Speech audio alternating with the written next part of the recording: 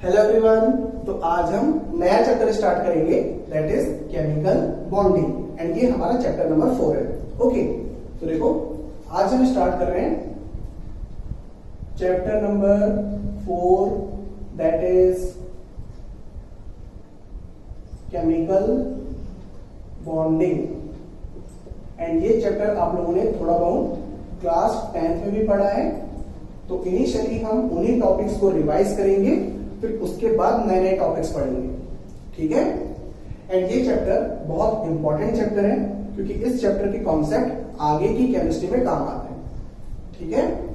And इस chapter से हर साल कंपटीशन एग्जाम में क्वेश्चंस पूछे जाते हैं, क्लियर। चलिए, तो देखो सबसे पहले हम समझेंगे कि केमिकल बॉन्ड का क्या मतलब होता है। What do you mean by chemical bond. तो देखो यहां पे एक टर्म है बॉन्ड। तो बॉन्ड से हम क्या समझते हैं, बॉन्ड का क्या मतलब होता है। तो बॉन्ड का मतलब होता है बंधन। एंड बंधन से क्या सेंस निकल रहा है कि कुछ बंधा हुआ है, कुछ जुड़ा हुआ है। तो क्या जुड़ा हुआ है, क्या बंधा हुआ है, पार्टिकल जुड़ा हुआ है, पार्टिकल बंधा हुआ है। किसका पार्टिकल, मैटर का पार्टिकल। एंड ये हम स्टार्टिंग से पढ़ते हुए आ रहे हैं कि कोई भी मैटर हो, वो मैटर छोटे छोटे पार्टिकल से मिलकर बना हुआ होता है। एंड उन पार्टिकल्स के बीच में क्या लगता है, फोर्स ऑफ अट्रैक्शन लगता है, जिसे हम क्या बोलते हैं, इंटर पार्टिकल फोर्स बोलते हैं। और उस इंटर पार्टिकल फोर्स की वजह से पार्टिकल्स एसोसिएटेड फॉर्म में पाए जाते हैं और हमें मैटर कंटिन्यूअस नजर आता है, क्लियर। जैसे कि देखो हमारे पास ये मार्कर है, तो इस मार्कर के जो पार्टिकल्स हैं वो बहुत छोटे छोटे हैं, और वो पार्टिकल्स एक दूसरे को अट्रैक्ट करके रखे, मींस उन पार्टिकल्स के बीच में फोर्स ऑफ अट्रैक्शन लग रहा है, जिसकी वजह से वो पार्टिकल्स काफी पास पास प्रेजेंट है और एसोसिएटेड फॉर्म में प्रेजेंट है। और इसी वजह से हमें ये मार्कर क्या नजर आ रहा है, कंटिन्यूअस नजर आ रहा है, क्लियर। तो मैटर के पार्टिकल्स होते हैं और उन पार्टिकल्स के बीच में कुछ ना कुछ फोर्स ऑफ अट्रैक्शन लगता है, जिसकी वजह से वो पार्टिकल्स बंधे हुए होते हैं, ठीक है। तो उसी फोर्स ऑफ अट्रैक्शन को क्या बोला जाता है, बॉन्ड बोला जाता है। तो बॉन्ड को हम सिंपली बोल सकते हैं that is force of attraction. Bond means force of attraction, okay. अब देखो केमिकल बॉन्ड का क्या मतलब होता है। What do mean by chemical bond. तो केमिकल बॉन्ड का मतलब होता है कि किसी मॉलिक्यूल में जो एटम्स हैं और उन एटम्स के बीच में जो फोर्स ऑफ अट्रैक्शन लग रहा है, तो उसे कहा जाता है chemical bond. That is force of attraction between the atoms of molecule is known as chemical bond. तो हम केमिकल बॉन्ड को सबसे सिंपलेस्ट तरीके से कैसे डिफाइन कर सकते हैं, तो force of attraction, force of attraction between the atoms of molecule is known as chemical bond, clear। तो देखो कोई एक एटम है और कोई दूसरा एटम है, ओके। तो ये दोनों एटम कंबाइन होंगे और कंबाइन होकर क्या बनाएंगे, मॉलिक्यूल बनाएंगे, ठीक है। तो मॉलिक्यूल में ये जो एटम्स हैं वो एटम्स कंबाइंड फॉर्म में पाए जाते हैं, और मॉलिक्यूल की डेफिनेशन भी वही होती है, दैट इज कॉम्बिनेशन ऑफ 2 और मोर देन 2 एटम्स। तो फिलहाल तो हमने 2 एटम लिए हैं, 2 से ज्यादा एटम्स भी हो सकते हैं, ठीक है। तो अल्टीमेटली मॉलिक्यूल्स में एटम्स कंबाइंड फॉर्म में पाए जाते हैं। इट मींस एटम्स के बीच में बंधन है, एटम्स के बीच में बॉन्ड है, जिसकी वजह से मॉलिक्यूल एग्जिस्ट कर रहा है, क्लियर। तो उसी फोर्स ऑफ अट्रैक्शन को क्या बोलेंगे, केमिकल बॉन्ड बोलेंगे, क्लियर। एंड ये जो एटम्स हैं वो एटम्स सेम भी हो सकते हैं और डिफरेंट भी हो सकते हैं, क्लियर है यहां तक। जैसे कि हाइड्रोजन का एटम हाइड्रोजन के एटम से कंबाइन होकर hydrogen molecule H2 molecule form करता है। तो H2 मॉलिक्यूल में 2 हाइड्रोजन एटम्स के बीच में जो फोर्स ऑफ अट्रैक्शन है उसे हम बोलेंगे केमिकल बॉन्ड, क्लियर। एंड एक हाइड्रोजन एटम दूसरे क्लोरीन एटम से, मीन्स डिफरेंट एटम से, सॉरी, तो हाइड्रोजन और क्लोरीन दो डिफरेंट एटम है, तो उन दोनों डिफरेंट एटम्स के बीच में फोर्स ऑफ अट्रैक्शन लगेगा और दोनों कंबाइन होंगे और कंबाइन होकर बनेगा hydrogen chloride, that is HCl। तो हाइड्रोजन क्लोराइड मॉलिक्यूल में हाइड्रोजन एटम और क्लोरीन एटम के बीच में जो फोर्स ऑफ अट्रैक्शन लग रहा है, उस फोर्स ऑफ अट्रैक्शन को हम क्या बोलेंगे, केमिकल बॉन्ड बोलेंगे। तो अल्टीमेटली मॉलिक्यूल्स के एटम्स के बीच में जो फोर्स ऑफ अट्रैक्शन होता है, तो उसे कहा जाता है केमिकल बॉन्ड। क्लियर? तो ये है initial concept of chemical bond. Okay, चलिए इतना नोट कर लो आप लोग। उसके बाद हम डिस्कस करते हैं why do atoms combines to form molecule. Means atoms combine क्यों होते हैं और मॉलिक्यूलर फॉर्म में एग्जिस्ट क्यों करते हैं। एटम्स शांति से अकेला या फिर अकेले क्यों नहीं रहना चाहते, तो इसका आंसर हम समझेंगे। ओके, तो क्वेश्चन है why do atoms combine and remains in molecular form। Okay, तो ये है क्वेश्चन। अब देखो इसके दो आंसर है, मीन्स दो रीजन है इस पर्टिकुलर क्वेश्चन के। तो रीजन नंबर 1 देखो, रीजन नंबर 1 है to attain stability by decreasing energy। तो देखो हम ये स्टार्टिंग से पढ़ते हुए आ रहे हैं कि स्टेबिलिटी और एनर्जी दोनों का कैसा रिलेशन होता है, इनवर्स रिलेशन होता है। क्लियर? मीन्स एनर्जी कम स्टेबिलिटी ज्यादा, एनर्जी ज्यादा स्टेबिलिटी कम। ठीक है, तो देखो एटम जो है वो आइसोलेटेड फॉर्म में, आइसोलेटेड फॉर्म में अकेला, तो अकेला एटम दुखी रहता है, दुखी रहता है मीन्स कम स्टेबल रहता है। ठीक है, और ज्यादा एनर्जेटिक होता है। ठीक है, तो अकेला एटम कम स्टेबल ज्यादा एनर्जेटिक होता है, तो वो क्या चाहेगा, स्टेबिलिटी चाहेगा। अब स्टेबिलिटी कैसे अचीव करता है, तो वो स्टेबिलिटी अचीव करता है दूसरे एटम से कंबाइन होकर। ठीक है, तो जब एक एटम दूसरे एटम से कंबाइन हो जाता है तो वो बोल सकते हो स्वर्ग की प्राप्ति कर लेता है, ऐसा समझ सकते हो। ठीक है, मीन्स उसको क्या मिल जाती है, स्टेबिलिटी मिल जाती है और उसकी एनर्जी डिक्रीज हो जाती है जब वो मॉलिक्यूलर फॉर्म में चला जाता है। क्लियर है? अंदर तो एटम आइसोलेटेड फॉर्म में लेस स्टेबल होता है, less stable, more energetic, means फड़फड़ाता रहेगा। मीन्स मुझे तो दूसरा एटम चाहिए भी, मैं तो दूसरे के साथ कंबाइन होऊंगा और कंबाइन रहकर ही खुश रह पाऊंगा। ठीक है, अकेला खुश नहीं हूं मैं, ऐसा। क्लियर है अंदर? तो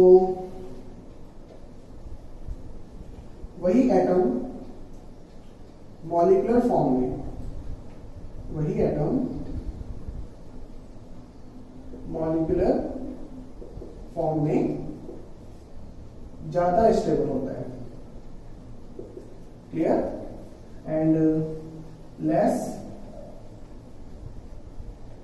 एनर्जेटिक होता है। तो इस वजह से एटम क्या करता है, कंबाइन करता है दूसरे एटम के साथ। ठीक है, और दूसरा एटम सिमिलर भी हो सकता है और डिसिमिलर भी हो सकता है।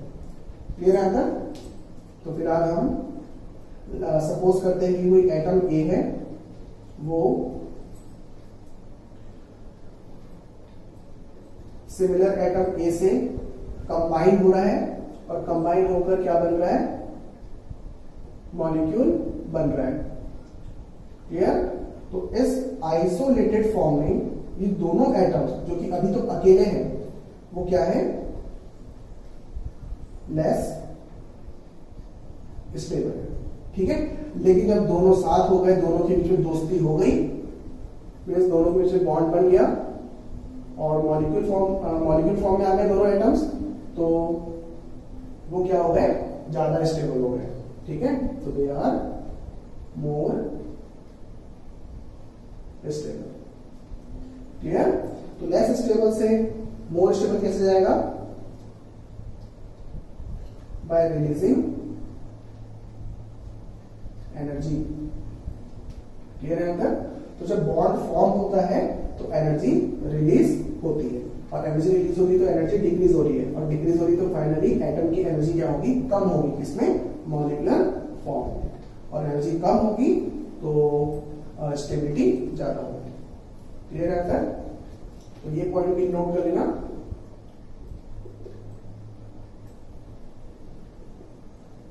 During bond formation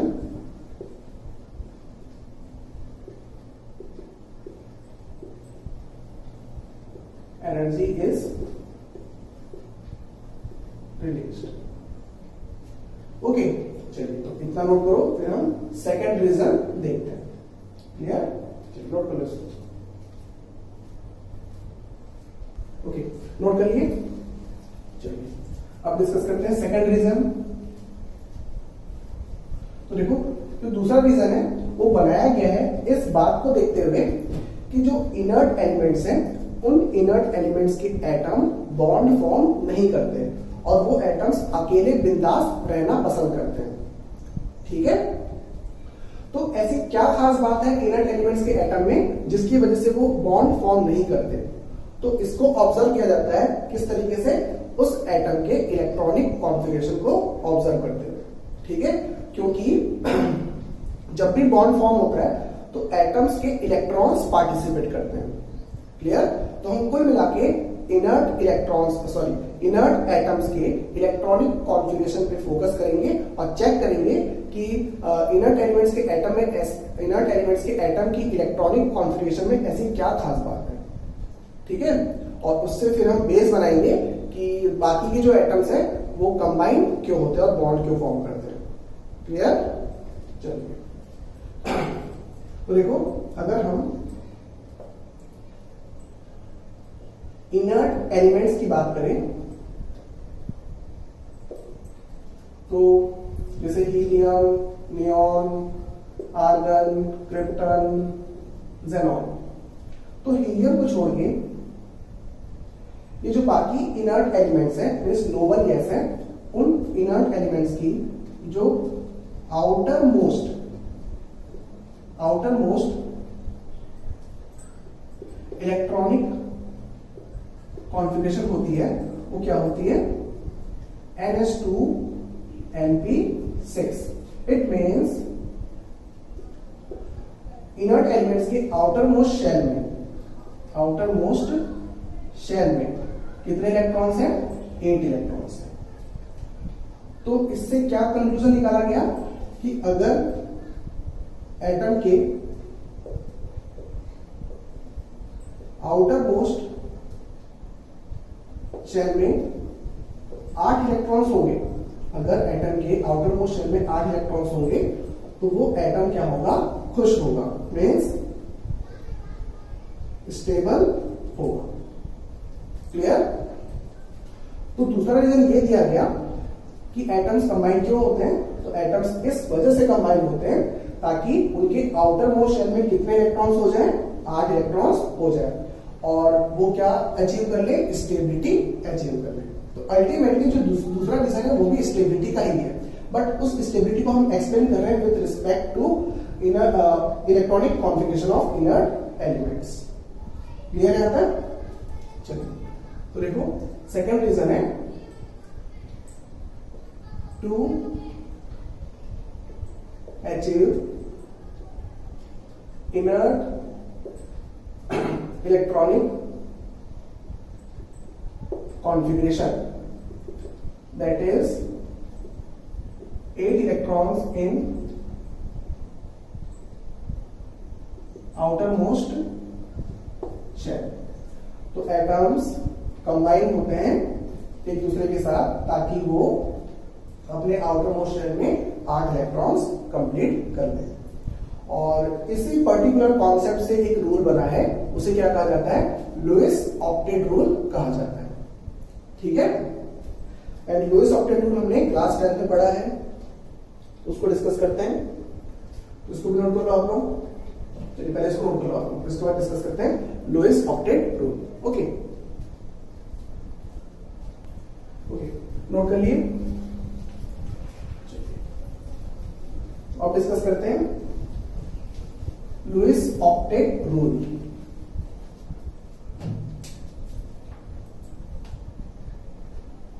Lewis octet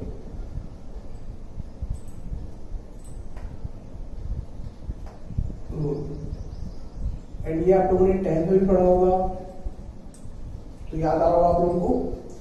देखो लुईस ऑक्टेट रूल क्या है, according to this rule atom combines with other atom which may be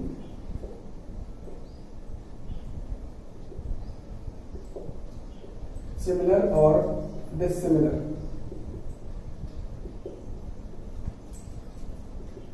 in order to attain stable electronic configuration, that is having 8 electrons in their outermost shell, just like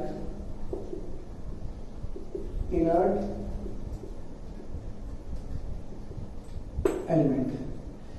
तो ये है Lewis octet rule का statement. तो Lewis octet rule क्या बोलेगा, तो इस rule के अकॉर्डिंग जो एलिमेंट्स या फिर जिन एलिमेंट्स के एटम बॉन्ड फॉर्म करते हैं, तो उन एलिमेंट्स के atom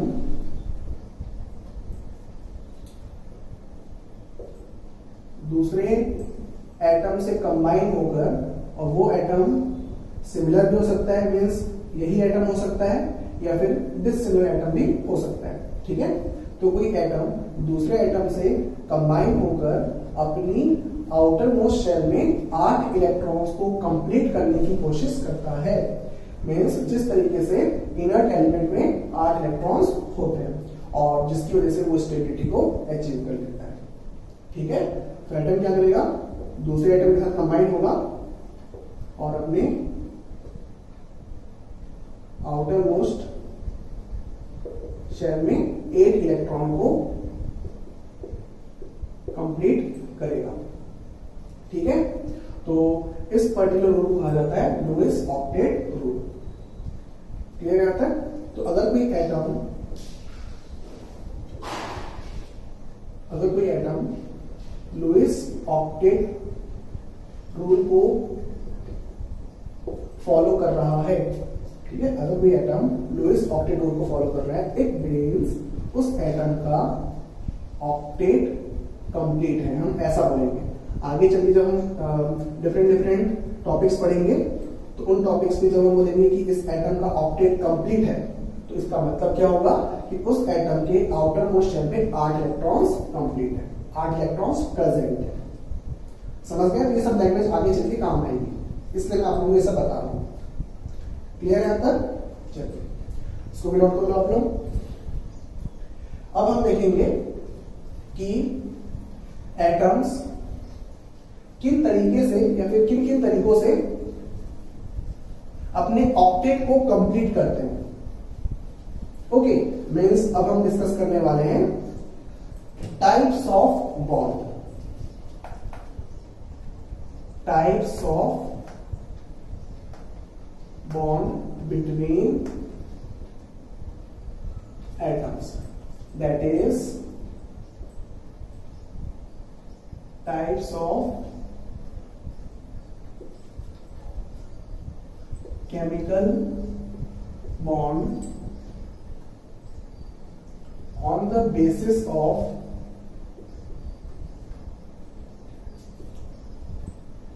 how or in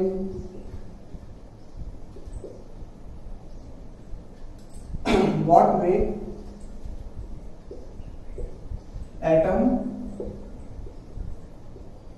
atoms complete their octet।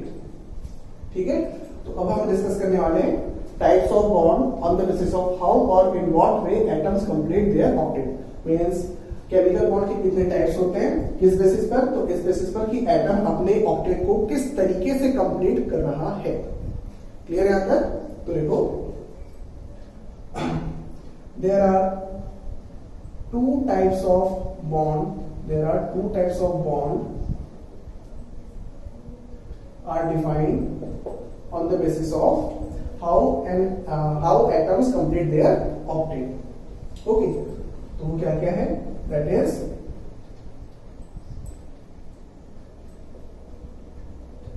ionic bond, जिसको इलेक्ट्रोवैलेंट बॉन्ड भी कहा जाता है। ionic bond, that is electrovalent bond, and second is covalent bond। Okay, तो ये है दो टाइप के बॉन्ड और इन दोनों बॉन्ड के बारे में हमें पूरे चैप्टर में डिस्कस करना है। क्लियर? तो पहले हम डिस्कस करेंगे आयोनिक बॉन्ड, क्योंकि छोटा सा टॉपिक है। फिर उसके बाद कोवेलेंट बॉन्ड डिस्कस करेंगे, और कोवेलेंट बॉन्ड अल्टीमेटली इस चैप्टर में 80% कवर करता है। क्लियर है यहां तक? एंड ये सब अब हमने क्लास 10th भी पढ़ा है, एंड जिसको याद होगा तो उसकी मेमोरी बहुत स्ट्रांग है, बहुत अच्छी बात है। एंड जिसको याद नहीं है उसका एक रिवीजन हो जाएगा। क्लियर? तो देखो, फर्स्ट हम डिस्कस कर रहे हैं what do you mean by ionic bond और electrovalent bond.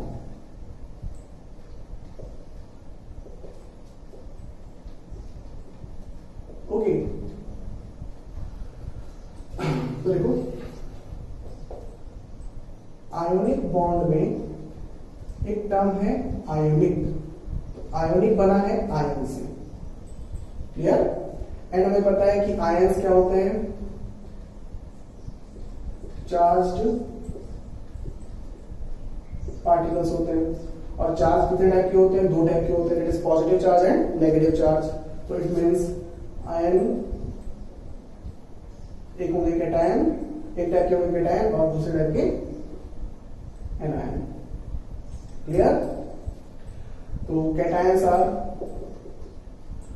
Positively charged and anions are negatively charged. तो ये सब हमें पहले से पता है, बट हम इसको समझ रहे हैं तो एक बार इसका रिवीजन भी कर रहे हैं। ओके, तो देखो, अल्टीमेटली आयनिक बॉन्ड का मतलब क्या होता है? आयनिक बॉन्ड का मतलब होता है कि अगर कोई एटम जिसका कैटायन हो और कोई दूसरा एटम जिसका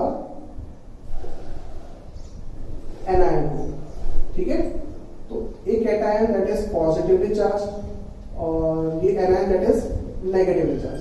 तो यहां पर क्या क्रिएट हो गए, अपोजिट चार्ज क्रिएट हुए। तो इन दोनों अपोजिटली चार्ज पार्टिकल्स के बीच में क्या लगेगा, फोर्स ऑफ अट्रैक्शन लगेगा, और इसी फोर्स ऑफ अट्रैक्शन की वजह से ये कैटायन और एनायन बॉन्डेड होंगे। ठीक है, तो ये जो बॉन्ड बना दोनों के बीच में, मींस कैटायन और एनायन के बीच में, तो वो कहलाता है आयोनिक बॉन्ड। क्लियर है यहां तक? चलिए अब आगे समझो, किस टाइप के एटम कैटायन फॉर्म करेंगे? तो ऑब्वियस सी बात है, ऐसे एटम जिनके पास इलेक्ट्रॉन को लूज करने की टेंडेंसी अच्छी खासी होगी, मींस हाईली इलेक्ट्रोपॉजिटिव एटम। तो highly electropositive atom, highly electropositive atoms क्या बनाते हैं? कैटायन बनाते हैं। ठीक है, अब देखो कैसे एटम एनायन बनाते हैं? तो ऐसे एटम जो कि हाईली इलेक्ट्रोनेगेटिव होते हैं। ठीक है, तो highly electronegative atom will form anion, highly electronegative atom. Clear? तो देखो आयोनिक बॉन्ड कैसे फॉर्म होगा? तो आयोनिक बॉन्ड इस तरीके से फॉर्म होता है कि जब highly electropositive atom highly electronegative atom के कांटेक्ट में आता है, या फिर ये दोनों टाइप के एटम्स एक दूसरे के कांटेक्ट में आते हैं, तो जब ये दोनों एक दूसरे कांटेक्ट में आएंगे तो ये जो हाईली इलेक्ट्रोपॉजिटिव एटम है वो क्या करेगा? लूज करेगा इलेक्ट्रॉन्स। ठीक है, एंड जो हाईली इलेक्ट्रोनेगेटिव एटम है वो गेन करेगा इलेक्ट्रॉन, जिससे ये बन जाएगा कैटायन और ये बन जाएगा एनायन। तो क्या बने? कैटायन बना और एनायन बना। तो यहां पे देखो इलेक्ट्रॉन का कंप्लीट ट्रांसफर होता है, मीन्स एक एटम इलेक्ट्रॉन देता है और दूसरा एटम इलेक्ट्रॉन लेता है, गेन करता है। ठीक है, तो कंप्लीटली लूज करेगा एक एटम इलेक्ट्रॉन को, तो कंप्लीटली लूज करेगा तो उस पर कंप्लीट पॉजिटिव चार्ज आएगा, और जो दूसरा एटम है जो कि इलेक्ट्रॉन गेन करेगा वो कंप्लीटली गेन करेगा इलेक्ट्रॉन को, तो उस पर कंप्लीट नेगेटिव चार्ज आएगा। क्लियर है? आता? तो जब किसी एटम में कंप्लीट पॉजिटिव चार्ज और दूसरे एटम में कंप्लीट नेगेटिव चार्ज होता है तो बन जाते हैं कंप्लीटली पॉजिटिवली चार्ज आयन और कंप्लीटली नेगेटिवली चार्ज आयन, और उनके बीच में जो फोर्स ऑफ अट्रैक्शन लगता है तो उसको हम बोलते हैं, ये फोर्स ऑफ अट्रैक्शन को रिप्रेजेंट कर रहा हूं। तो यहाँ पे कोई इलेक्ट्रॉन वगैरह नहीं है, वो जस्ट एक हाइपोथेटिकल रिप्रेजेंटेशन है कैटायन और एनायन के बीच में, जो कि रिप्रेजेंट कर रहा है it is electrostatic force of attraction between cation and anion, और उसको हम क्या बोलते हैं? आयोनिक बॉन्ड बोलते हैं, या फिर उसको इलेक्ट्रोवैलेंट बॉन्ड भी बोला जाता है। क्लियर है यहां तक? तो हमने भी क्या सीखा कि आयोनिक बॉन्ड क्या होता है और आयोनिक बॉन्ड किस तरीके से फॉर्म होता है और किस टाइप के एटम्स के बीच में फॉर्म होता है। तो first of all ionic bond form होगा दो डिफरेंट टाइप के एटम्स के बीच में। तो आयोनिक बॉन्ड सिमिलर एटम्स के बीच में फॉर्म नहीं होता। तो फर्स्ट पॉइंट ये है, ठीक है, ionic bond do not form between the similar atoms. Clear? तो आयोनिक बॉन्ड डिसिमिलर एटम के बीच में फॉर्म होता है। और कैसे एटम? तो एक एटम होना चाहिए हाईली इलेक्ट्रोपॉजिटिव और दूसरा कंबाइनिंग एटम कैसा होना चाहिए? हाईली इलेक्ट्रोनेगेटिव एटम होना चाहिए। तो जब highly electropositive atom highly electronegative atom के कांटेक्ट में आता है तो highly electropositive atom electron lose करता है और कैटायन में कन्वर्ट होता है, और highly electronegative atom electron gain करता है और एनायन में कन्वर्ट होता है। तो इस तरीके से बनते हैं oppositely charged ions, that is cations and anions. And उन अपोजिटली चार्ज्ड आयंस के बीच में जो इलेक्ट्रोस्टैटिक फोर्स ऑफ अट्रैक्शन लगता है वही इलेक्ट्रोस्टैटिक फोर्स ऑफ अट्रैक्शन कहलाता है आयोनिक बॉन्ड या फिर इलेक्ट्रोवैलेंट बॉन्ड। समझ गए यहां तक? चलिए अब मैं इसको लिखता हूं स्टेटमेंट के फॉर्म में।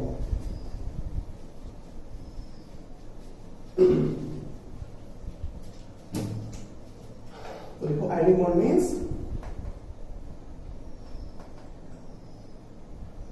Electrostatic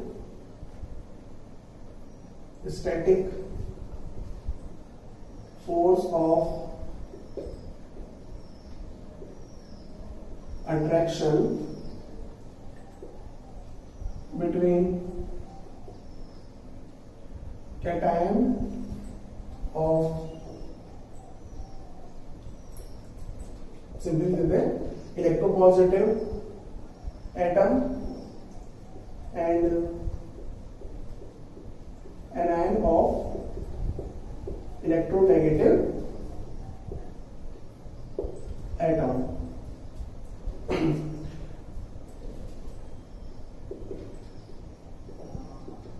Which is the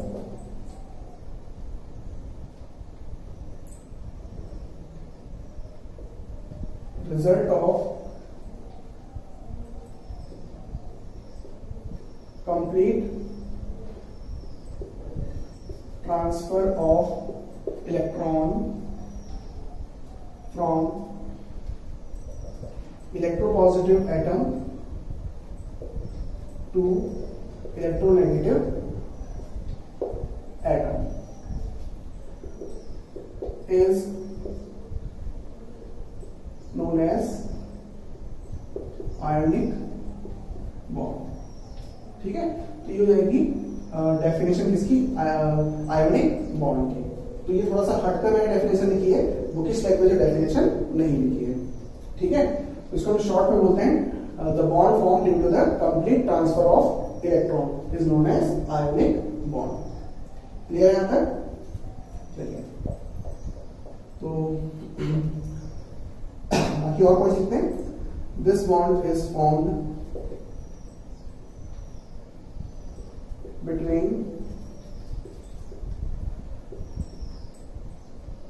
dissimilar atoms, okay, in which one of the atom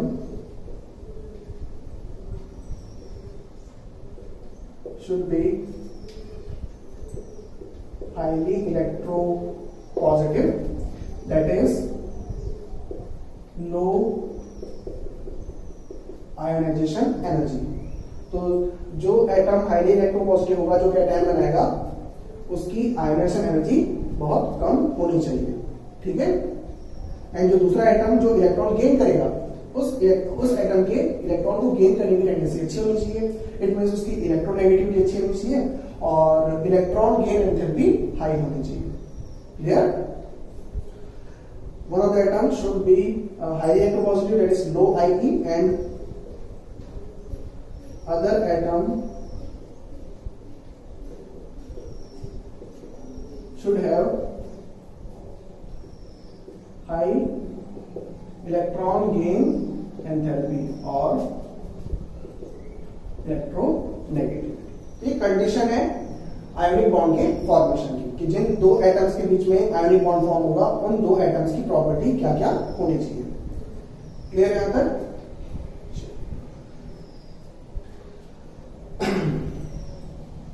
अब देखो, ionic bond is non-directional in nature। ionic bond जो है वो नॉन डायरेक्शनल नेचर का होता है। लिखता हूं नॉन डायरेक्शनल इन नेचर।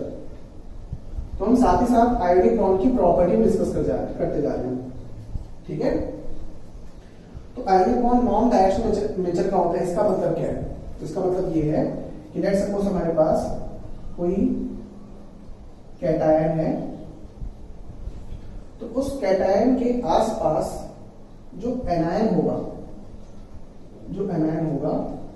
वो किसी भी डायरेक्शन से आ सकता है, किसी भी डायरेक्शन से अप्रोच कर सकता है। जैसे ये एनायन है, वो एनायन इस डायरेक्शन से आएगा तो इस डायरेक्शन से भी अप्रोच कर सकता है। अगर वही एनायन इस डायरेक्शन से आए तो भी सेम फोर्स ऑफ अट्रैक्शन लगेगा, और अगर वो एनायन इस डायरेक्शन से आएगा तो भी सेम फोर्स ऑफ अट्रैक्शन लगेगा, तो भी आयोनिक बॉन्ड फॉर्म होगा। फिर अगर एनायन इस डायरेक्शन से है तो भी आयोनिक बॉन्ड फॉर्म होगा। फिर अगर एनायन इस डायरेक्शन से है तो भी आयोनिक बॉन्ड फॉर्म होगा। फिर अगर एनायन इस डायरेक्शन से है तो भी बॉन्ड फॉर्म होगा। तो आयोनिक बॉन्ड की फॉर्मेशन में डायरेक्शन का कोई रोल नहीं होता। ठीक है, तो ionic bond non directional nature का होता है। क्लियर है? चलिए बॉन्ड फॉर्मेशन किसी भी डायरेक्शन से पॉसिबल है, किसी भी डायरेक्शन से पॉसिबल है, इट मींस नॉन डायरेक्शनल। किसी एक पर्टिकुलर डायरेक्शन से बॉन्ड फॉर्म नहीं हो रहा है, किसी पर्टिकुलर डायरेक्शन में बॉन्ड फॉर्म नहीं हो रहा है। ओके, तो इस वजह से नॉन डायरेक्शनल है। तो ये मैं आप लोगों को बार बार क्यों बता रहा हूं, क्योंकि बहुत इंपॉर्टेंट पॉइंट है। क्लियर? चलिए इतना नोट करो, फिर हम आगे डिस्कस करते हैं। Okay,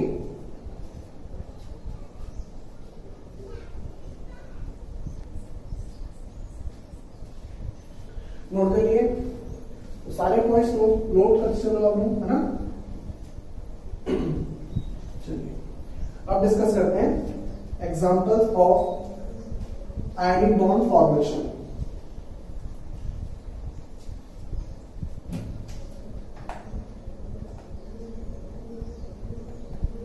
examples of ionic bond formation. Okay,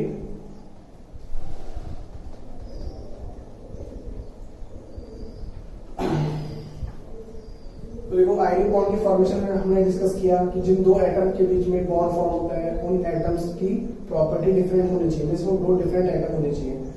तो लेट्स सपोज कोई एक एटम है जो कि इलेक्ट्रो पॉजिटिव है और दूसरा एटम बी जो कि इलेक्ट्रो नेगेटिव। ठीक है, अब अगर इलेक्ट्रो पॉजिटिव होगा तो इट मींस वो कैसा होगा, मेटालिक होगा, मींस मेटल का एटम होगा। और अगर इलेक्ट्रो नेगेटिव है इट मींस ये जो एटम होगा दूसरा एटम वो कैसा होगा, नॉन मेटल होगा। क्लियर? तो हम ऐसा ही बोल सकते हैं कि bond form between the metal and non metal is ionic bond. Clear? चलिए देखो एग्जांपल, सोडियम और क्लोरीन के बीच में, तो सोडियम और क्लोरीन के बीच में कैसा बॉन्ड फॉर्म होता है, आयोनिक बॉन्ड फॉर्म होता है। तो सोडियम मेटालिक है, दैट इज हाईली इलेक्ट्रोपॉजिटिव, और क्लोरीन नॉन मेटालिक है, that means highly electronegative. Clear? अब हम यहीं पे सीखेंगे कि इन दोनों के बीच में जो जब बॉन्ड फॉर्मेशन होता है तो किस तरीके से इनका ऑक्टेट कंप्लीट होता है। क्लियर? मींस ये दोनों एटम किस तरह से अपने ऑक्टेट को कंप्लीट करते हैं। क्लियर? तो अभी जो हम डिस्कस कर रहे हैं, जो तरीका डिस्कस कर रहे हैं आयनिक बॉन्ड में, वो तरीका क्या है, complete transfer of electron from one atom to other atom. Clear? तो उसके लिए हमें क्या करना होगा, उनकी इलेक्ट्रॉनिक कॉन्फ़िगरेशन लिखनी होगी। वो भी कौन सी इलेक्ट्रॉनिक कॉन्फ़िगरेशन, हम तो फिलहाल पूरी लिख लेते हैं। ठीक है, कंप्लीट इलेक्ट्रॉनिक कॉन्फ़िगरेशन। तो देखो अगर हम लोअर क्लास की इलेक्ट्रॉनिक कॉन्फ़िगरेशन लिखें तो भी काम चल जाएगा यहाँ पे। क्लियर? इसमें NH2 NP6 मतलब SPD के फॉर्म में लिखने की कोई खास आवश्यकता नहीं है, तो हम इसको KLMN के फॉर्म में भी लिख सकते हैं। ओके, तो देखो सोडियम की KLMN के फॉर्म में इलेक्ट्रॉनिक कॉन्फ़िगरेशन क्या होती है, तो वो होती है 2, 8, 1। तो सोडियम का आउटर मोस्ट शेल है थर्ड शेल जिसमें एक इलेक्ट्रॉन प्रेजेंट है। फिर देखो क्लोरीन, तो क्लोरीन की इलेक्ट्रॉनिक कॉन्फ़िगरेशन क्या होती है, तो 2, 8, 7। क्लोरीन का एटॉमिक नंबर कितना होता है, 17 होता है। ठीक है, ये सभी को पता है। तो 2, 8, 7 क्लोरीन की इलेक्ट्रॉनिक कॉन्फ़िगरेशन। तो क्लोरीन के आउटर मोस्ट शेल में है 7 इलेक्ट्रॉन। ओके, अब देखो सोडियम क्या है, मेटल है, तो मेटल की प्रॉपर्टी क्या होती है, इलेक्ट्रॉन को रिलीज करने की टेंडेंसी, इलेक्ट्रॉन को रिलीज करने की प्रॉपर्टी होती है। तो क्या होगा, ये जो सोडियम है वो सोडियम अपना एक इलेक्ट्रॉन रिलीज करेगा और किसको देगा, क्लोरीन को देगा। ये सोडियम अपना एक इलेक्ट्रॉन क्लोरीन को कंप्लीटली ट्रांसफर कर देता है, जिसकी वजह से सोडियम पे क्या आ जाता है, पॉजिटिव चार्ज आ जाता है और उसकी इलेक्ट्रॉनिक कॉन्फ़िगरेशन क्या बन जाएगी, 2, 8। तो अब देखो Na+ आयन में जो इलेक्ट्रॉनिक कॉन्फ़िगरेशन है, उस इलेक्ट्रॉनिक कॉन्फ़िगरेशन जो लास्ट शेल है, उस लास्ट शेल में देखो कितने इलेक्ट्रॉन्स हो गए, 8 इलेक्ट्रॉन्स हो गए। तो इस तरीके से सोडियम ने अपना ऑक्टेट कंप्लीट कर लिया। किस तरीके से, इलेक्ट्रॉन को कंप्लीटली ट्रांसफर करके। क्लियर? एंड क्लोरीन के पास एक इलेक्ट्रॉन आया कहां से, सोडियम से, तो उस पर क्या आ जाएगा, नेगेटिव चार्ज आ जाएगा।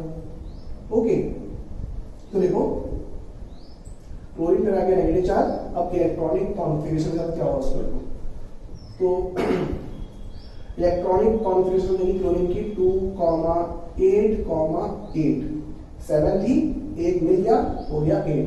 तो अब इसको देखो आउटर मोशन में कितने इलेक्ट्रॉन, 8 इलेक्ट्रॉन। तो क्लोरीन का भी ऑक्टेट कंप्लीट, सोडियम का भी ऑक्टेट कंप्लीट, दोनों का ऑक्टेट कंप्लीट हो चुका है भाई। अब क्या होगा, जब ये दोनों कांटेक्ट में आएंगे तो ये जो अपोजिट चार्जेस हैं, अपोजिटली चार्ज पार्टिकल्स हैं, वो due to electrostatic force of attraction एक दूसरे को अट्रैक्ट करेंगे और अट्रैक्ट करके दोनों क्या हो जाएंगे, कंबाइन हो जाएंगे। ठीक है, तो यहां पर Na+ और Cl- के बीच में क्या बन जाएगा, बॉन्ड बन जाएगा।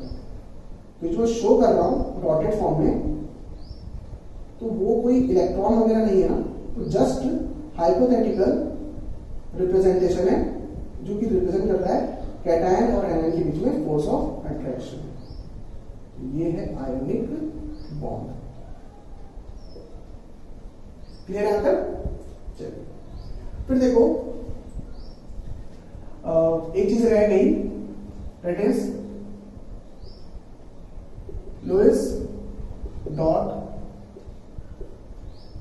सिंबल। तो लुईस डॉट सिंबल हमने क्लास 10 तक सीखा है। तो उसमें क्या किया जाता है, तो सिंपली जिस भी एलिमेंट का हमें लुईस डॉट सिंबल बनाना होता है, first of all Lewis dot symbol किसका बनाया जाता है, एलिमेंट के एटम का बनाया जाता है। तो जिस भी एलिमेंट के एटम का हमें लुईस डॉट सिंबल बनाना है, तो हम क्या करते हैं, उस एटम के सबसे पहले तो उस एटम के सिंबल को रिप्रेजेंट करते हैं, लेट्स सपोज सोडियम। फिर क्या करते हैं, उसके आउटर मोस्ट शेल में कितने इलेक्ट्रॉन्स होते हैं, ध्यान रखना आउटर मोस्ट शेल में कितने इलेक्ट्रॉन्स होते हैं, तो जितने भी होते हैं उनको हम डॉट से रिप्रेजेंट करते हैं उसके आसपास। तो देखो सोडियम के आउटर मोस्ट शेल में कितने इलेक्ट्रॉन, एक इलेक्ट्रॉन, तो हम सोडियम के आसपास एक डॉट रिप्रेजेंट कर देंगे। तो ये जो एलिमेंट के सिंबल के ऊपर जो डॉट मेंशन होता है या फिर उसके आसपास जो डॉट मेंशन होंगे, वो क्या रिप्रेजेंट करेंगे, उसके आउटर मोस्ट शेल के इलेक्ट्रॉन को रिप्रेजेंट करेंगे। तो यहाँ पर एक डॉट है, इट मीन सोडियम के आउटर मोस्ट शेल में एक इलेक्ट्रॉन। क्लियर है यहाँ तक? फिर अगर हम क्लोरीन की बात करें, तो क्लोरीन के आउटर मोस्ट शेल में कितने इलेक्ट्रॉन्स, 7 इलेक्ट्रॉन। तो हम 7 डॉट रिप्रेजेंट करेंगे इसके आसपास, 7 डॉट्स रिप्रेजेंट करेंगे। अब देखो वो कैसे रिप्रेजेंट किया जाता है, तो एक डॉट यहां बना दिया, फिर दूसरा डॉट यहां बना दिया, अब तीसरा डॉट इसके साइड में बनाऊंगा, मीन्स राइट साइड में। तो यहां पर तीसरा डॉट, फिर उसके नीचे 4th, फिर 5, फिर 6, फिर 7। तो इस तरीके से मैंने क्या किया, क्लोरीन के 7 इलेक्ट्रॉन्स को उसके आसपास डॉट से रिप्रेजेंट कर दिया। ठीक है, एंड रिप्रेजेंट करते वक्त ध्यान रखना होता है कि हमारे कन्वीनियंस के लिए हम क्या करते हैं, इलेक्ट्रॉन्स का, अगर इलेक्ट्रॉन्स की क्वांटिटी एक से ज्यादा होती है तो हम उसका पेयर बना लेते हैं। जैसे कि क्लोरीन के आसपास 7 इलेक्ट्रॉन थे, तो 7 में कितना पेयर बनेगा, 3 पेयर बनेगा, इलेक्ट्रॉन का 3 पेयर बनेगा और एक इलेक्ट्रॉन अकेला रहेगा, तो उसको हम अकेला रख देते हैं, बाकी को पेयर के फॉर्म में रिप्रेजेंट कर देते हैं। ठीक है, बट इसको अपने कन्वीनियंस के लिए हम ऐसे रिप्रेजेंट नहीं करेंगे, जैसे एक इलेक्ट्रॉन यहाँ रख दिया, एक इलेक्ट्रॉन यहाँ रख दिया, ठीक है, एक इलेक्ट्रॉन यहाँ, एक इलेक्ट्रॉन, इस तरीके से। जब अकेला रिप्रेजेंट करना होता है डॉट सिंबल को, तो हम इस तरीके से रिप्रेजेंट नहीं करते। ठीक है, अपने कन्वीनियंस के लिए। ओके, तो हम एटम के आसपास डिस्ट्रीब्यूट करते हैं उसके आउटर मोस्ट शेल के इलेक्ट्रॉन को, और वही क्या रिप्रेजेंट करता है, लुईस डॉट सिंबल रिप्रेजेंट करता है। क्लियर है यहाँ पर? अब देखो जब ये अपने एक इलेक्ट्रॉन को इसको डोनेट कर चुका है, तो ये क्या बन चुका है, Na+ आयन बन चुका है। अब देखो इस Na+ आयन में आउटर मोस्ट शेल में कितने इलेक्ट्रॉन्स हैं, 8 इलेक्ट्रॉन है। तो अब इसकी क्या करेंगे हम, इस तरीके से 1 2 3 4 5 6 7 8 करके रिप्रेजेंट करेंगे, ब्रैकेट लगाएंगे और यहाँ पे +4 कर देंगे। तो ये थ्योरेटिकल तरीका होता है, सब्जेक्टिव मेथड है ये। ओके, फिर क्लोरीन ने एक इलेक्ट्रॉन गेन किया, आउटर मोस्ट शेल में 8 इलेक्ट्रॉन्स हो गए, तो फिर यहाँ पर ये देखो ये हो गए 8 electron, bracket close, negative charge. तो ये हो जाएगा perfect representation of, perfect theoretical representation of और subjective representation of bond between the sodium and chlorine. Clear? इसको नोट करो, फिर हम और भी डिस्कस करते हैं एग्जांपल्स। ओके,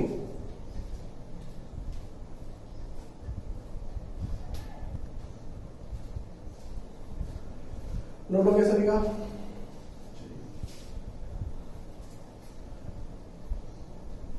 अच्छा, एक और बात देखो इसमें, हम इस प्रोसेस को और किस तरीके से रिप्रेजेंट कर सकते हैं। तो अल्टीमेटली देखो, सोडियम इलेक्ट्रॉन रिलीज कर रहा है, तो हम उसको ऐसे लिख सकते हैं, लिख सकते हैं सोडियम एक इलेक्ट्रॉन रिलीज कर रहा है, तो क्या बना रहा है, Na+ आयन बना रहा है, यहाँ पर एक इलेक्ट्रॉन। फिर देखो क्लोरीन, क्लोरीन क्या कर रहा है, एक इलेक्ट्रॉन गेन कर रहा है, तो हम इसको इक्वेशन के फॉर्म करा सकते हैं आराम से। तो chlorine + 1 electron two gives Cl-। ठीक है, तो हम इन दोनों इक्वेशन को ऐड करेंगे, तो दोनों इक्वेशन को ऐड इस तरीके से करना होता है कि रिएक्शन मान के चलो इसको, रिएक्टेंट से ऐड हो और प्रोडक्ट से ऐड हो। क्लियर? एंड ध्यान रखना होता है यहाँ पे कि दोनों इक्वेशन में सेम नंबर ऑफ इलेक्ट्रॉन्स होने चाहिए। मींस इलेक्ट्रॉन बचना नहीं चाहिए, है ना। यहाँ पे एक इलेक्ट्रॉन है और यहाँ पे एक इलेक्ट्रॉन है। इट मींस जब हम दोनों इक्वेशन को ऐड करेंगे तो एक इलेक्ट्रॉन यहाँ रहेगा और एक इलेक्ट्रॉन उस तरफ रहेगा और दोनों इलेक्ट्रॉन आपस में कैंसिल आउट हो जाएंगे। तो इस वजह से जब हम इक्वेशन को ऐड करेंगे तो इक्वेशन को ऐड करने पर हमें दोनों जो इस तरफ वाले इलेक्ट्रॉन और इस तरफ वाले इलेक्ट्रॉन दोनों सेम रखने होते हैं। ठीक है, आगे चलकर आपको समझ में आएगा आपको। ओके, तो यहाँ पर Na+Cl to gives Na+Cl- and this result is the formation of ionic bond between Na+ and Cl-। ठीक है, तो इस इक्वेशन से हमने रिप्रेजेंट कर दिया कि सोडियम और क्लोरीन के बीच में क्या बना है, आयोनिक बॉन्ड बना है। किस तरीके से बना है, by complete transfer of electron from one atom to other atom. ठीक है, तो इसको नोट कर लो, पानी पी लेता हूं।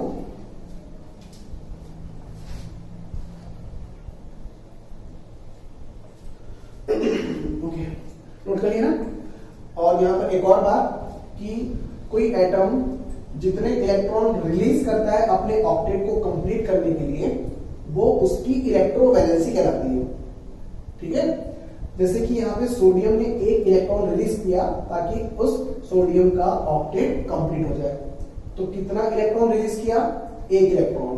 तो जितना इलेक्ट्रॉन रिलीज करेगा वही उसकी इलेक्ट्रोवैलेंसी। तो सोडियम की इलेक्ट्रोवैलेंसी 1।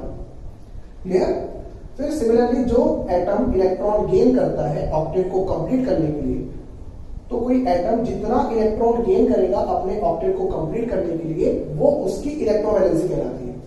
ठीक है, जैसे यहाँ पर क्लोरीन ने एक इलेक्ट्रॉन गेन किया है अपने ऑक्टेट को कंप्लीट करने के लिए, तो क्लोरीन की इलेक्ट्रोवैलेंसी कितनी होगी, 1 होगी।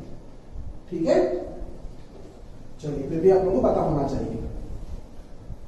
अब देखो नेक्स्ट एग्जाम्पल। तो जितनी बातें बता रहा हूं आप लोगों को सब कुछ याद रखना। सेकेंड एग्जाम्पल लेते हैं, बिटवीन मैग्नीशियम एंड ऑक्सीजन। चलो, मैग्नीशियम और ऑक्सीजन के बीच में आयनिक बॉन्ड फॉर्म कराते हैं। ठीक है, तो सबसे पहला काम क्या रहेगा, इलेक्ट्रॉनिक कॉन्फ़िगरेशन मेंशन करना। अब मैग्नीशियम, तो मैग्नीशियम का एटॉमिक नंबर होता है 12, तो इलेक्ट्रॉनिक कॉन्फ़िगरेशन क्या होगी, 2,8,2। क्लियर? एंड जितना भी हम इसमें डिस्कस करेंगे इस चैप्टर में, उसमें ऑलमोस्ट जो एलिमेंट्स होंगे वो एलिमेंट्स S ब्लॉक के और P ब्लॉक के होंगे। ठीक है, D ब्लॉक के एलिमेंट्स यहाँ पर नहीं है, क्योंकि D ब्लॉक की स्टडी अलग से की जाती है class 12, D and F block की स्टडी। ठीक है, तो अपने जो मोस्ट ऑफ द एग्जांपल्स होंगे केमिकल बॉन्डिंग में, वो सारे एग्जांपल्स S ब्लॉक और P ब्लॉक से रिलेटेड होंगे। इस बात का भी ध्यान रखना। क्लियर? ये हुआ मैग्नीशियम का electronic configuration in terms of Lewis dot. तो 1 और 2 हम ऐसे रिप्रेजेंट कर सकते हैं, और Mg इस तरीके से रिप्रेजेंट कर सकते हैं। ठीक है, उसके आसपास ही बांटना होता है इलेक्ट्रॉन। चलिए, अब देखो ऑक्सीजन। ऑक्सीजन का इलेक्ट्रॉनिक कॉन्फ़िगरेशन 2,6। ठीक है, ऑक्सीजन का एटॉमिक नंबर 8, तो 2,6 ये हो गया इलेक्ट्रॉनिक कॉन्फ़िगरेशन।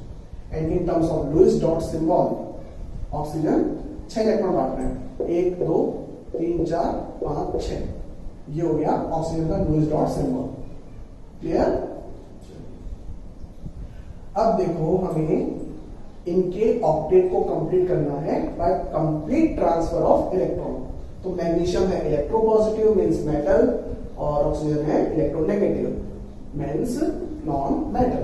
ओके, तो ये क्या करेगा, इलेक्ट्रॉन रिलीज करेगा, इलेक्ट्रॉन देगा सामने वाले को, किसको, ऑक्सीजन को, और ऑक्सीजन इलेक्ट्रॉन लेगा। अब मैग्नीशियम को कितने इलेक्ट्रॉन डोनेट करने पड़ेंगे जिससे उसका ऑक्टेट कंप्लीट हो जाए। तो मैग्नीशियम को 2 इलेक्ट्रॉन डोनेट करने पड़ेंगे, 2 इलेक्ट्रॉन देने पड़ेंगे, तब जाके मैग्नीशियम का ऑक्टेट कंप्लीट होगा। तो क्या करेगा, ये 2 इलेक्ट्रॉन किसको देगा, ऑक्सीजन को देगा। और ये ऑक्सीजन ऐसा है जिसके पास केवल 2 इलेक्ट्रॉन की कमी है, और 2 इलेक्ट्रॉन अगर वो गेन कर लेगा तो उसका ऑक्टेट भी कंप्लीट हो जाएगा। ठीक है, अल्टीमेटली मैग्नीशियम अपने 2 इलेक्ट्रॉन किसको दे देगा, एक सिंगल ऑक्सीजन एटम को दे देगा। ठीक है, जिससे क्या हो जाएगा, मैग्नीशियम पे आ जाएगा +2 चार्ज, क्योंकि मैग्नीशियम ने 2 इलेक्ट्रॉन दिया। जितने इलेक्ट्रॉन देता है उतना ही पॉजिटिव चार्ज आता है। ठीक है, एंड ऑक्सीजन पे क्या आ जाएगा, 2- चार्ज आ जाएगा, क्योंकि इसने 2 इलेक्ट्रॉन लिया। तो जो एटम जितने इलेक्ट्रॉन गेन करता है उस पर उतना ही नेगेटिव चार्ज आता है। ठीक है, तो मैग्नीशियम पे आ गया, ये देखो, और उसका ऑक्टेट कंप्लीट, तो इस पर आ जाएगा +2 चार्ज। क्लियर, एंड ऑक्सीजन का हो जाएगा ऑक्टेट कंप्लीट, तो इस पर आ जाएगा 2- चार्ज। तो इस तरीके से Mg2+ और O2- के बीच में क्या लगेगा, इलेक्ट्रोस्टैटिक फोर्स ऑफ अट्रैक्शन लगेगा, it is ionic bond. Clear यहां तक। अब अगर हम इसको अभी जो मैंने आप लोगों को बताया इक्वेशन के फॉर्म में लिखना हो तो कैसे लिखेंगे, तो देखो मैग्नीशियम ने अपने ऑक्टेट को कंप्लीट करने के लिए 2 इलेक्ट्रॉन दिए, एंड ऑक्सीजन ने अपने ऑक्टेट को कंप्लीट करने के लिए 2 इलेक्ट्रॉन लिए, ये बन गया O2-। ठीक है, अब देखो इस पर फिर से हमारे पास इस वाली इक्वेशन में 2 इलेक्ट्रॉन और इस वाली इक्वेशन में भी 2 इलेक्ट्रॉन, तो फिलहाल बाय डिफॉल्ट दोनों तरफ इलेक्ट्रॉन सेम है, तो कुछ करने की जरूरत नहीं है, डायरेक्टली ऐड कर दो। तो ऐड करेंगे तो Mg+O two gives Mg2+ O2-, तो इन दोनों के बीच क्या बन जाएगा, आयनिक बॉन्ड बन जाएगा। समझ गए यहां तक, इसको नोट कर लो। फिर और एग्जांपल डिस्कस करते हैं। अब देखो जैसे कि मान लो हमें पोटेशियम एंड ऑक्सीजन, पोटेशियम और ऑक्सीजन के बीच में बॉन्ड फॉर्म करना है। Potassium metal, oxygen non metal, कैसा बॉन्ड बनेगा, आयनिक बॉन्ड बनेगा। इलेक्ट्रॉनिक कॉन्फ़िगरेशन पोटेशियम की 2,8,8,1, ठीक है, एटॉमिक नंबर 19। ऑक्सीजन 2,6। क्लियर यहां तक। अब देखो पोटेशियम को अपना ऑक्टेट कंप्लीट करने के लिए अपने आउटर मोस्ट शेल से एक इलेक्ट्रॉन को बाहर निकालना होगा। समझ गए यहां तक। तो जब पोटेशियम अपना एक इलेक्ट्रॉन बाहर रिलीज कर देगा, ये इलेक्ट्रॉन बाहर रिलीज कर देगा, तो ये किसको मिलेगा, ऑक्सीजन को मिलेगा। सिंपल सी बात है। अब लेकिन देखो ऑक्सीजन के पास आउटर मोस्ट शेल में 6 इलेक्ट्रॉन है और उसको चाहिए 2 इलेक्ट्रॉन। तो अभी तो फिलहाल उसको कितना इलेक्ट्रॉन मिला है, एक ही इलेक्ट्रॉन मिला है। तो एक पोटेशियम एटम था, तो उस एक पोटेशियम एटम की तो उस एक पोटेशियम एटम तो हो गया खुश, ठीक है, जिसने एक इलेक्ट्रॉन रिलीज कर दिया, तो ये हो चुका है खुश। तो क्या होगा, दूसरा पोटेशियम आएगा रोल में। अब दूसरा पोटेशियम एटम का रोल आएगा, ठीक है, क्योंकि अभी ऑक्सीजन खुश नहीं हुआ है, अभी ऑक्सीजन के पास केवल 7 इलेक्ट्रॉन कंप्लीट हुए हैं, ठीक है। तो एक और पोटेशियम एटम आएगा और वो फाइनली इस ऑक्सीजन को खुश करेगा। क्लियर यहां तक। थोड़ा सा इस तरीके से रिप्रेजेंट करना ताकि आप लोगों को समझ में आए। तो देखो यहां पर कितने पोटेशियम एटम की रिक्वायरमेंट हुई, 2 पोटेशियम एटम की रिक्वायरमेंट हुई। तो क्या बनेंगे, 2 पोटेशियम आयन बनेंगे, 2K+ आयन, और दोनों K+ का कॉन्फ़िगरेशन क्या होगा, 2,8,8, इट इज ऑक्टेट कंप्लीट। फिर यहाँ पर ऑक्सीजन इसमें कौन हो जाएगा O2 माइनस में, और कॉन्फिगरेशन 2,8। क्लियर है आंसर? तो देखो यहाँ पे 2 पोटेशियम आयन बने हैं, ठीक है, तो उसको ऐसे रिप्रेजेंट कर दिया। फिर इसके आसपास 8 इलेक्ट्रॉन्स डॉट के फॉर्म में रिप्रेजेंट कर सकते हो आप लोग, और अगर नहीं भी करना चाहो तो भी कोई दिक्कत नहीं है, इतना कोई कंपलसरी नहीं होता है, ठीक है। चलिए मैं रिप्रेजेंट कर देता हूं, प्लस एंड बीच में ऑक्सीजन पे इसको बीच में डाल देते हैं, फिर एक पोटेशियम आयन यहां पे।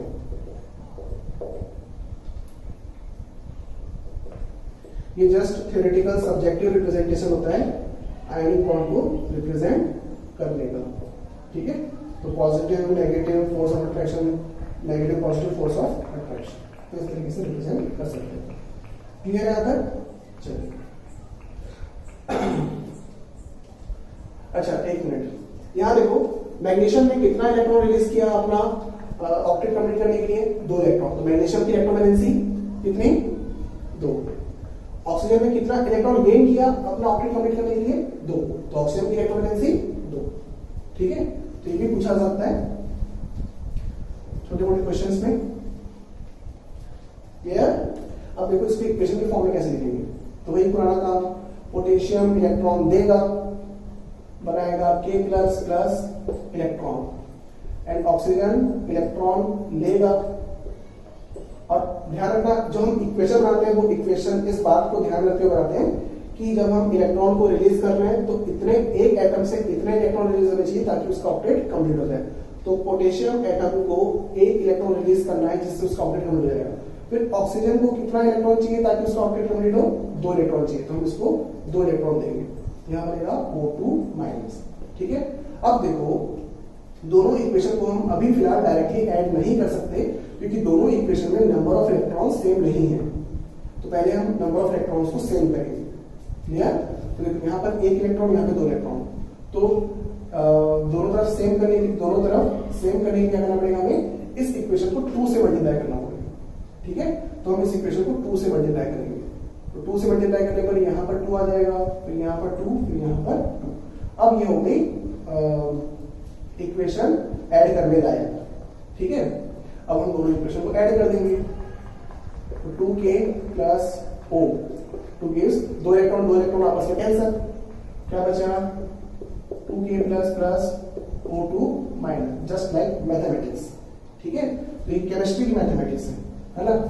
चलिए तो देखो यहाँ पर क्या बन रहा है, जब पोटेशियम और ऑक्सीजन के बीच में कॉम्बिनेशन हुआ, रिएक्शन हुई, तो इस रिएक्शन में पोटेशियम के 2 एटम और ऑक्सीजन के 1 एटम काम आए, जिससे 2 पोटेशियम आयन बना और 1 ऑक्साइड आयन बना। इस आयन क्या बोलते हैं? ऑक्साइड आयन बोलते हैं। और in ion appositive charge ion के बीच में लगेगा इलेक्ट्रोस्टैटिक फोर्स ऑफ अट्रैक्शन, जो कि कहलाएगा आयनिक बॉन्ड। Clear answer? चलिए इसको नोट कर लो आप लोग, ओके।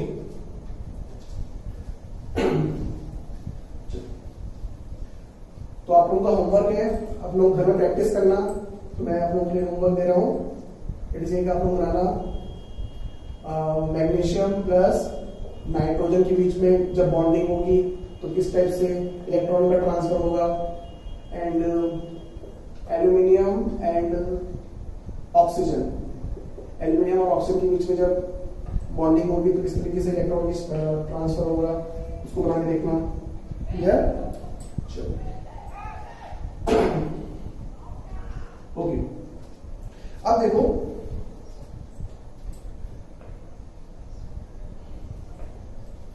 ऐसे कंपाउंड्स,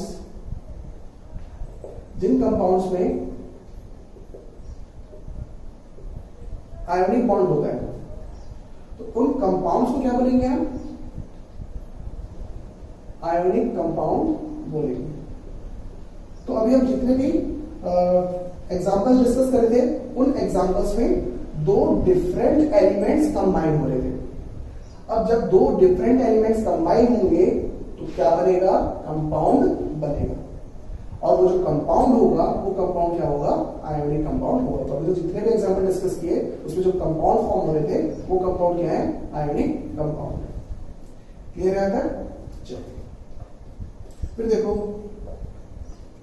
जो आयोनिक बॉन्ड होता है उसमें अपोजिटली चार्ज आयंस के बीच में फोर्स ऑफ अट्रैक्शन काफी हाई लगता है। तो हाई फोर्स ऑफ अट्रैक्शन की वजह से जो आयोनिक कंपाउंड है उनके मेल्टिंग पॉइंट और बॉइलिंग पॉइंट हाई होते हैं। ये सब हमने क्लास 10 में भी डिस्कस किया है, याद आ रहा होगा आपको, ठीक है। चलिए फिर देखो आयोनिक कंपाउंड्स में जो अपोजिटली चार्ज आयंस होते हैं, मींस आयोनिक कंपाउंड्स के जो कॉन्स्टिट्यूएंट पार्टिकल्स होंगे, मींस जिन पार्टिकल से वो मिलकर बना हुआ, तो वो क्या होंगे, आयंस होंगे। तो वो अपोजिटली चार्ज आयंस एक रेगुलर अरेंजमेंट में पाए जाते हैं, मींस उनका एक रेगुलर अरेंजमेंट होता है, ठीक है। तो आयोनिक कंपाउंड्स में पार्टिकल्स रेगुलर अरेंजमेंट फॉर्म में पाए जाते हैं और साथ ही साथ आयोनिक कंपाउंड्स की जो फिजिकल स्टेट होती है, फिजिकल स्टेट वो क्या होती है, सॉलिड होती है, ठीक है। तो आयोनिक कंपाउंड जो सॉलिड होते हैं वो सॉलिड किस टाइप के सॉलिड होते हैं, क्रिस्टलाइन सॉलिड होते हैं, crystalline solid. And crystalline solid का कंप्लीट कॉन्सेप्ट आप लोग क्लास 12 में पढ़ोगे अंडर सॉलिड स्टेट चैप्टर, ठीक है। और क्रिस्टलाइन सॉलिड को अगर सिंपली समझना चाहो तो क्रिस्टलाइन सॉलिड वो सॉलिड होते हैं जिन सॉलिड्स के पार्टिकल्स रेगुलर अरेंजमेंट में पाए जाते हैं, मींस उन सॉलिड में पार्टिकल्स का रेगुलर अरेंजमेंट पाया जाता है, उनकी डेफिनेट ज्योमेट्री होती है, ठीक है। तो इन सबको हम डिटेल में क्लास 12 में डिस्कस करेंगे, क्लियर है अंदर। चलिए फिर देखो आयोनिक कंपाउंड्स में हम हो सकते हैं आयोनिक सॉलिड। तो आयोनिक सॉलिड बैड कंडक्टर होते हैं इलेक्ट्रिसिटी के, ionic solids are bad conductor of electricity. वो क्यों, तो वो इस वजह से क्योंकि आयोनिक सॉलिड्स में चार्ज पार्टिकल्स तो पाए जाते हैं बट वो चार्ज पार्टिकल्स स्टेशनरी होते हैं, मींस फिक्स होते हैं, इधर उधर मूव नहीं करते। चार्ज पार्टिकल तो है लेकिन मूव नहीं कर पा रहे। अब अगर चार्ज पार्टिकल मूव नहीं कर पा रहे तो क्या करंट फ्लो होगा, क्या करंट फ्लो नहीं होगा। करंट फ्लो कब होता है, जब चार्ज पार्टिकल मूव करते हैं, समझ गए यहाँ तक। चलिए बट देखो आयोनिक सॉलिड को अगर हम मेल्ट कर दे तो हमें क्या मिलेगा, मोल्टन आयोनिक कंपाउंड मिलेगा, clear. And molten, molten means गला हुआ, तो गला हुआ आयोनिक कंपाउंड होगा, उसमें क्या प्रेजेंट होते हैं, free movable oppositely charge ions होते हैं। इस वजह से मोल्टन स्टेट में ये क्या हो जाते हैं, कंडक्टिंग नेचर के हो जाते हैं, मींस ये क्या बन जाते हैं, कंडक्टर बन जाते हैं। समझ गए यहां तक। चलिए तो साथ ही साथ मैं आप लोगों को आयोनिक कंपाउंड की प्रॉपर्टीज भी बताते चलता हूं, ठीक है। सब थ्योरी है, अब आप लोगों को थ्योरी पढ़ना है, समझ गए। अब देखो next property, ionic solids means ionic compounds are soluble in water। Ionic compound water में soluble होते हैं, क्लियर। एंड ये सब आप लोगों को आगे चल के जब हम केमिकल बॉन्डिंग के और भी कॉन्सेप्ट सीखेंगे तब समझ में आएगा। तो अभी तो आप लोगों को एज अ जीके याद रखना है, क्लियर यहां तक। तो देखो आयोनिक सॉलिड का सॉल्यूशन वाटर में, तो आयोनिक सॉलिड वाटर में सॉल्युबल होते हैं, इट मींस क्या बनेगा, सॉल्यूशन बनेगा। Just like sodium chloride in water, sodium chloride नमक को पानी में डाल दो क्या बनेगा, नमक का सॉल्यूशन बनेगा, ठीक है। तो उसमें क्या पाए जाते हैं, free movable oppositely charge ions पाए जाते हैं। तो आयोनिक सॉलिड की एक्वस कंडीशन में, aqueous condition means solvent is water, solute is solid, ठीक है। तो अगर कोई आयोनिक सॉलिड वाटर में डिसॉल्व है तो उस सॉल्यूशन को हम क्या बोलेंगे, एक्वस सॉल्यूशन बोलेंगे। तो आयोनिक सॉलिड का एक्वस सॉल्यूशन क्या कैरी करता है, free movable charged ions carry करता है। तो ऑब्वियस सी बात है आयोनिक सॉलिड का सॉल्यूशन भी कैसा बिहेव करेगा, एज अ कंडक्टर बिहेव करेगा। क्लियर है यहाँ तक? चलिए, तो ये कुछ प्रॉपर्टीज हैं जो आप लोगों को ध्यान में रखनी है आयोनिक कंपाउंड की। ओके, तो आज हम इतना ही करते हैं, बाकी फिर हम नेक्स्ट क्लास में स्टार्ट करेंगे कॉन्सेप्ट ऑफ कोवेलेंट बॉन्ड, और पूरी की पूरी केमिकल बॉन्डिंग में हम कोवेलेंट बॉन्ड ही पढ़ते जाएंगे। ठीक है, तो आज हमने जितना भी पढ़ा वो सब हम क्लास 10 में भी पढ़ चुके हैं, तो एक बार जैसा आप लोगों का रिवीजन हो गया। ठीक है, चलिए, तो आज के लिए इतना, बाकी फिर नेक्स्ट क्लास में। ओके।